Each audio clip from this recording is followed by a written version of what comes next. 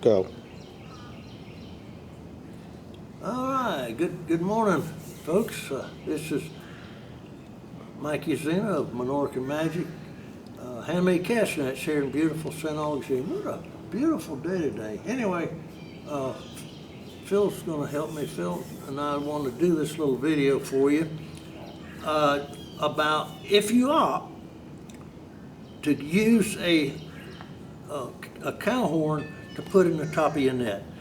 I got a call. What prompted me to do this was I got a call from a young fellow in Utah. He called me. He's on his way home from work, and he got excited. He's looked at the videos, and he's going to learn how to make him a net. He's ordered all his material, but he couldn't find a horn, a plastic horn that I talked about. Well, you can't find them. They don't make them anymore. For some reason, things change. They do things different. So anyhow, I told him about the cow horn, or you can use PVC. But I'm going to show you how I've been doing this, how my ancestors have been doing this for 250 years, I know. So anyway, I'm going to go over the things that you need. First of all, this is a cow horn. Bigger is not better. That is a piece of junk. It's too big. What happens with this, I bought a bunch of these things on a package deal off of eBay. I think I bought about 20 horns for $100 or something like that. This thing could be solid this far, which renders it basically useless. It's just too big a diameter. By the time you cut this thing up in here, you can't use this. It's too thick. So, don't buy a big horn. There's what you want. You want these little fellows that's probably 12, 14 inches. I prefer them better without the bend, you know. Anyway, but now these horns here, this is off of one. As you can see, I cut it off. Now, if you don't have a bandsaw, you can cut these with a hacksaw. You can cut this thing. It's probably come up about 3 inches in your first cut. That's probably about as far. It'll only be solid probably about 2 inches, but you want the small diameter. You got a good view of that, Phil? Coming in. Okay. Okay, this is used for a shrimp net or bait net, whatever you want to call it. You want a smaller diameter for a shrimp net because they can get out. They can get out of a few of them can get out on you on this. Okay, so this, when you cut this, I don't have a particular length to cut it. I'm going to show you some different ones here that I've prepared. I prepared one for you because I don't want to spend a lot of your time sitting here hand filing this silly thing. But what you need, other tools you need a pair of channel locks, and that's for holding this. That's for holding this when you drill it. You need a 5/6. If you use a 3/8 inch diameter hollow braid line like I do, you need a 5/16. You need a 5/16 drill bit. You're going to hold this thing, and you need a cordless drill or power drill. Doesn't matter. You need a drill that'll hold a 5/16 bit because you're going to hold this thing nice and tight, and you're going to drill that 5/16 hole right down through the center. You got to be careful. Don't drill it real fast because if it pops through, it can delaminate it on the back side and mess it up on you. So you drill your hole there. That's why you need the pliers. I use also I use a 1/8 drill bit. This is optional. If you want to drill a couple of holes, one on either side of that horn, this is to hang it. If you prefer, if you want to hang it, this is what you would use. So you got to drill the holes for it. That's optional. You don't have to do that. All right. Now, what I want to show you is to prepare. You need a red magic marker. You need. I use a little countersink, and that's only if I drill the holes. And you need a rotary file. This is not real fine. Prefer if you go out and buy a rotary file, you can buy them at Home Depot or any of those hardware stores. Get one that's a little smoother than this.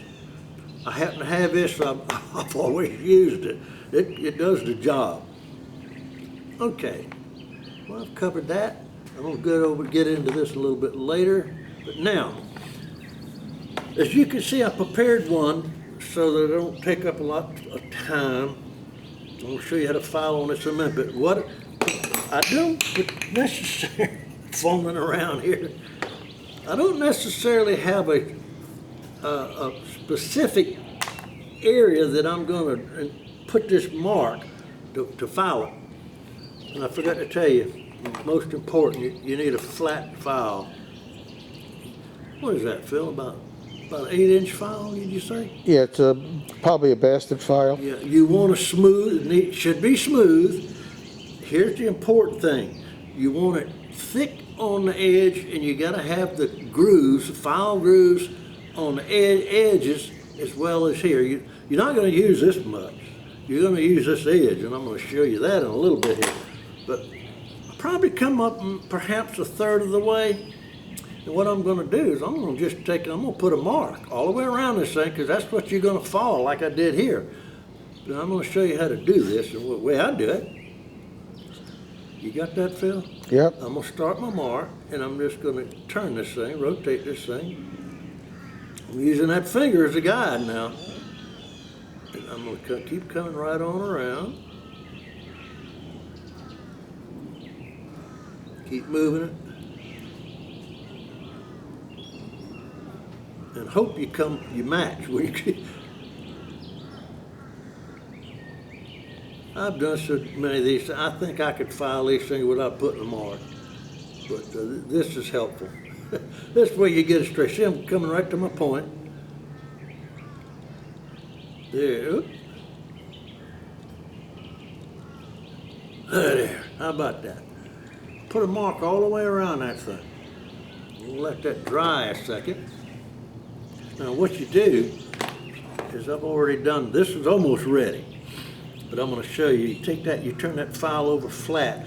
Now I've cut this thing almost deep enough, but what you want to do is when you're just about finished, instead of holding that file flat, you want to give it a little bit of a tilt like this, because you want to cut. See what I'm doing? See how I'm filing that? I'm going to go round and around this thing. Now it's a bear to get started. Until you get a groove started, you got to be very careful that you don't skin your thing all up trying to file the darn thing. Takes a little practice. But you got to have a good groove in order for that net. And we're going to do the next video we do, I promise you, because I've had some requests about attaching a net to the horn. That's another deal.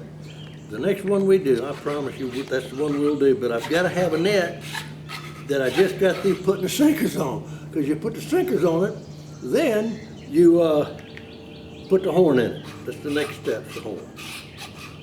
All right. You see what I'm doing? See, I'm tilting that thing a little bit, so I'm cutting down. I'm cutting that groove down at the... Anyway. That's how you do that. That horn's basically ready to go in a net. It won't go in this one I'm working on now. This one will go, and eventually it will go in that little, I'm making a 6-foot bait net going to Kansas. There ain't no shrimp in Kansas, is it? I don't know of any shrimp in Kansas. No salt water in Kansas. This is a college professor. This be my 5th net he's got for me. And I don't know what he does with them, hangs them up and looks at them, I guess. Now he's got Florida ties. When he retires, he's going to move to Florida, I'm sure. All right, now, getting back to this right quick, you want to hold this thing. When you go to do this, you figure which way is comfortable for you. You know, how you want to hold this thing, because this is important here. You want to pick you a good flat spot. Start. Another thing about a cow horn, believe it or not, they're harder. They're not the same hardness all the way around this horn. Some parts of this horn are softer than others. That's hard to believe, but it is. I find that in basically all of them. What I'm going to do, I'm going to hold this thing. I'm going to take my file, I'm gonna get right in that groove. Can you see that, Phil? See how I got that file in? I really don't have to show you, but I'm just gonna start it and just show you. See what I'm doing? And I'm gonna be very careful to get this thing started. It's pretty soft here, it's not real bad. See how I'm cutting that? And I'm gonna do that all the way around, following that line. You're just gonna file this thing all the way. You don't want to worry about going deep the first time. You just want to basically do enough to get started. Then you open it up as you go. All right, can you see that good? That's all there is to it. All right, now, the swivel. We know how to, we've gone over the horn. I've already done, once this swivel is complete, this will go with this one. This swivel will go without. Okay. This will be a complete setup. Now, this is, as you can see, I drilled a hole. I drilled a 5/16 hole. I'm not going to re-drill a hole to show you how to do that. Now, I'm going to show you something, and everything I ever tell you it's just a suggested way. It's the way I do it. Works for me. What I'm going to show you here, you're going to have to do it the way I show you. If you don't, you're going to screw up. You don't want to lose your net. So, if you use this type of a rig, the cow horn swivel matches that. Now this is stuff's been going on for a lot of years. I've been doing it 70 years, over 70 years. So, 3/8 diameter, hollow braid poly. I get it from Memphis Net and Twine. You can buy any length. You could buy a 20-foot piece, or do like me and buy a 600-foot roll. But anyway, what you have to do, you're going to push this through this, and it's not necessarily easy. But what I'm going to do, I'm going to fiddle with this thing, reach in and hold it. Sometimes it goes through easy. Sometimes you got to pull it out and try it again. I think I'm about to get it, Phil. What do you think? Getting close. Oh, I got it. Okay, I've got this through.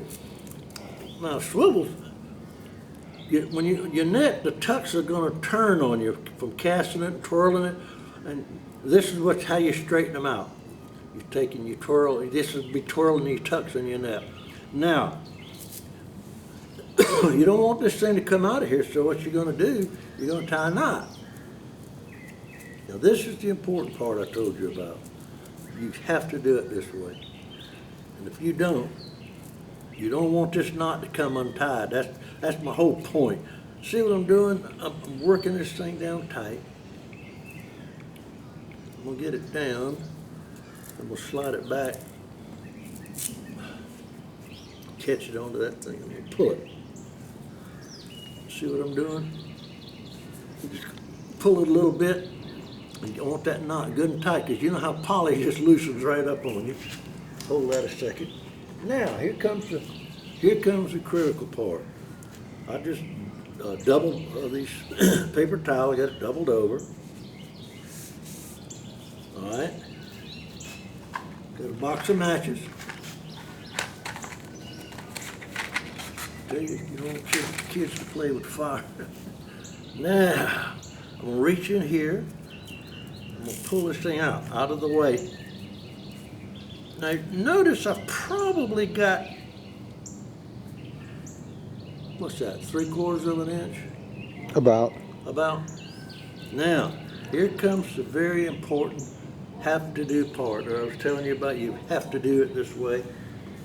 You don't want, what I'm gonna show you, ain't no way in hell this knot's ever gonna come loose.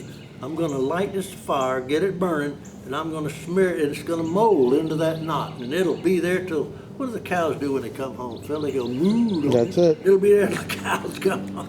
All right, I gotta hurry up, the wind's fixing to pick up. And be careful now, because this damn thing will, don't you believe that? Look at that.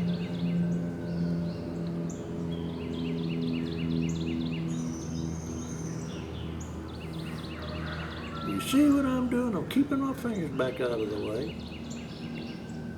Damn, I hope that mesh doesn't go. Daggone it.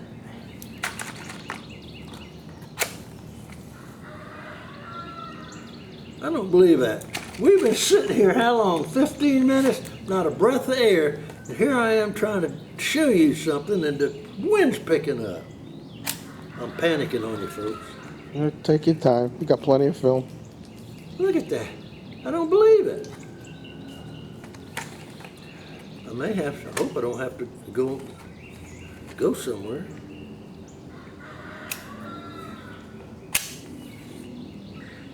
I'll try it again. I gotta get this thing burning on fire. It has to be totally molding. There Melting. we go. There we go. We want it burning. It needs to be ignited. Now I'm gonna take this. See what I'm doing? You have to use. You want to double and triple this damn stuff because you want it. You don't want it to Burn you.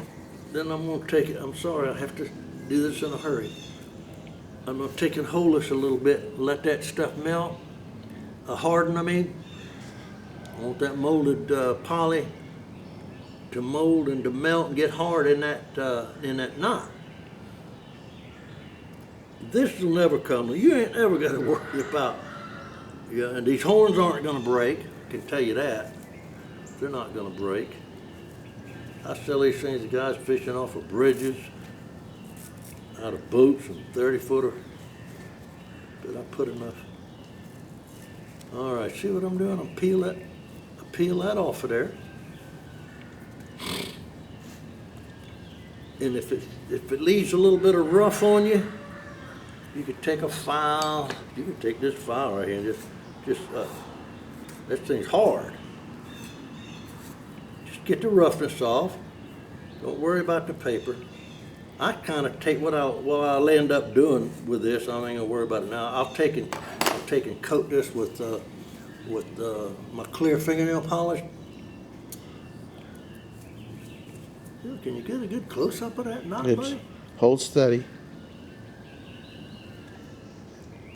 Hold steady. I'm gonna twirl it a little bit where they can sit.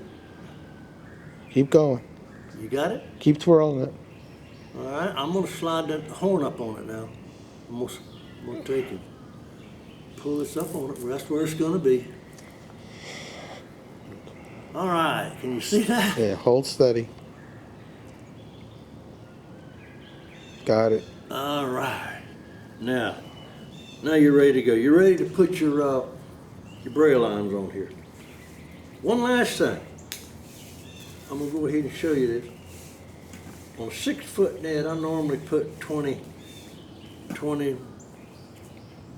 know what if he's ever gonna use it off of a dock or something, I usually put about 22 foot. Now, one last thing before we wrap this thing up is you can buy these things for any of these places that sell the poly rope will have these. It's a little what do you call that, Phil? Fids. Huh? Fids. It's a fid. A fig? Fid. F-I-D. Fid. I'll be darned. Anyway, they come in different sizes. If you're going to use the 3/8 diameter line like I use, you want this size here. I'm lost as to what size it is, but see that stays in there. If you use a 1/4 inch hand line, which you shouldn't use anyway, it won't stay in here. When you try to push this in here, which I'm fixing to do, it'll come out on you. And if you can't use the 3/8 size line in the smaller one. I have both sides, but I don't use a 1/4 inch anymore. Now you're gonna come along here someplace, you're gonna guess at this. This isn't, you're gonna push this thing in this, inside of here. See what I'm doing?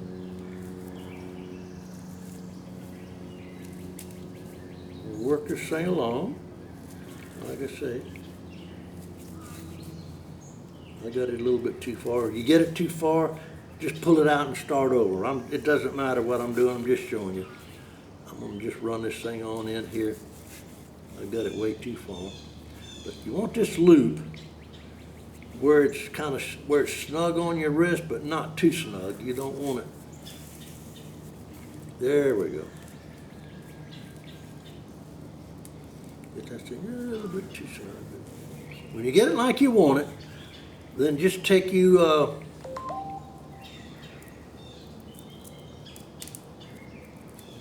pull this on out the way. See there what you got. Now, that will not stay. That will not stay on its own. You're gonna have to, so what I do is I've taken me a piece of, and I use Dacron because it doesn't stretch. You can use nylon, doesn't matter, whatever you've got. Cut you a piece of line about a couple of feet long or so. You go around this thing, tie a clove hitch, then you do half hitches this way with one end of it, half hitches this way with the other end, and pull it good and tight. Perhaps, 5/8 or half inch or probably 5/8 or better area. Pull it down good and tight. Then what you want to do is you want to cut your little strings off about 1/4 inch from the knot, from your wrap. Take you a match, just take the small match, burn it, get it burning, and just take the match and smear it into it. All right. Then you want to coat that real good with that clear fingernail polish, and you're good to go. This thing is ready. All I gotta do is wrap this thing now. This is a hand line that will go on. I gotta do this. That black's hard to see, guys. I can tell you that. When you go to cutting your groove on that black, you're gonna earn your wings. Okay, did I cover everything? Memphis Net sells a 3-pack of fids, 3 sizes. Oh, is that right? Yeah. Okay. Who sells them? Do you know? Memphis Net. Memphis Net. You hear that? Phil's already looked that up. How sharp he is. Memphis Net and Twine carries these things, and they're called figs. Fids with a D. Huh? With a D. F-I-D. F-I-D. Holy cow. Yeah, excuse old 80-year-old fart. Come in 3 sizes, Phil says. And but you're going to use the large one. I guess the large one. But you saw what I did. I don't know of anything else. If you have any questions, feel free to call me at 904-217-7974. Email me at Usinamike, that's USINAMIKE. One word, small letters, gmail.com. I'm also on Facebook if you want to. I do a lot of, every net I make, I do post pictures of it on Facebook, so because the people out in the local Minorcan community love seeing that stuff. So with that said, for goodness sake, y'all take care of yourself, and I hope you have a marvelous spring, and be safe out there.